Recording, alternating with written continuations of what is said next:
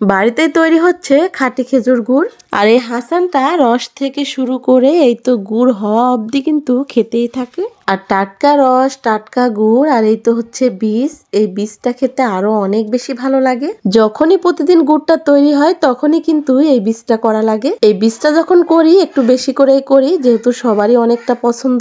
তখন শুধু হাসান খায় না, আমরা সবাই খাই। সকাল থেকে গুড়টা তৈরি করে আবারও কিন্তু গুড়গুলো মাপা হচ্ছে, প্যাকেট করা হবে আমার প্রিয় ভাই বোনদের জন্য। কারণ আমাদের নিজের হাতে তৈরি করা এই খাঁটি খেজুর গুড় অনেকে অর্ডার করতেছে নেওয়ার জন্য। আমি যে প্রতিদিন গুড়গুলো তৈরি করতেছি সেগুলো বাজারে বিক্রি করি না, আমার প্রিয় ভাই বোনদেরকে পাঠিয়ে দিই প্রতিটি জেলায় জেলায়। এই গুড়গুলো স্বাদে গন্ধে একদমই অতুলনীয়। এই তো দেখুন হাসানটা কতটা মজা করে খায়। আর আমার এই গুড়গুলো যে একবার খাচ্ছে তাই কিন্তু অনেক বেশি প্রশংসা করতেছে, আর আবারও নেওয়ার জন্য অর্ডার করতেছে। প্রতিদিনের গুড় প্রতিদিনই চলে যাচ্ছে। এই তো এভাবে